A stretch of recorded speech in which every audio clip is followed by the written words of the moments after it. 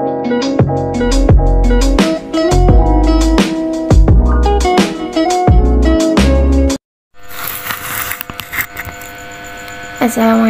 warahmatullahi wabarakatuh.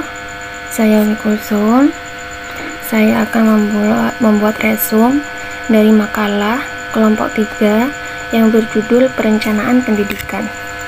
Adapun perencanaan dalam arti yang sederhana dapat disimpulkan sebagai suatu proses, yaitu suatu proses untuk mempersiapkan hal-hal yang akan dilakukan pada waktu yang akan datang untuk mencapai tujuan yang telah ditetapkan terlebih dahulu.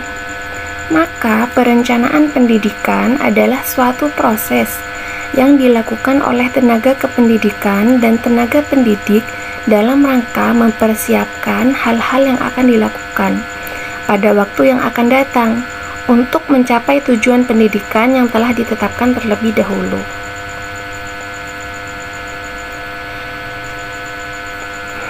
Perencanaan adalah suatu kegiatan untuk menetapkan aktivitas yang berhubungan dengan jawaban pertanyaan 5W1H, yaitu apa, what, yang akan dilakukan, mengapa, why, hal tersebut dilakukan, siapa, who, yang melakukannya, di mana, where, melakukannya, kapan, when, dilakukan, bagaimana, how, melakukannya. Pertanyaan-pertanyaan tersebut berkaitan dengan tujuan-tujuan yang akan dirumuskan, teknik dan metode yang dipergunakan, dan sumber yang diberdayakan untuk mencapai tujuan tersebut. Kaufman mendefinisikan perencanaan sebagai proses penentuan tujuan atau sasaran yang hendak dicapai dan menetapkan galang dan sumber yang diperlukan untuk mencapai tujuan itu seefisien dan seefektif mungkin. Dengan demikian, perencanaan adalah aktivitas menetapkan tujuan-tujuan, sumber-sumber, dan teknik atau metode yang terpilih. Adapun tujuan perencanaan, yaitu masa yang akan datang, tidak dapat dideskripsikan secara pasti. Namun demikian, kita perlu mengestimasi kemungkinan yang akan terjadi di masa depan dengan membaca kecenderungannya di masa kini.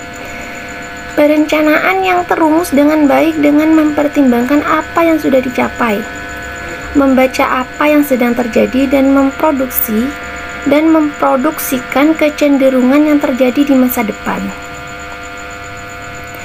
Memungkinkan perencanaan tersebut menjadi alat berubah yang memiliki tingkat kepastian tinggi dengan resiko yang minimal.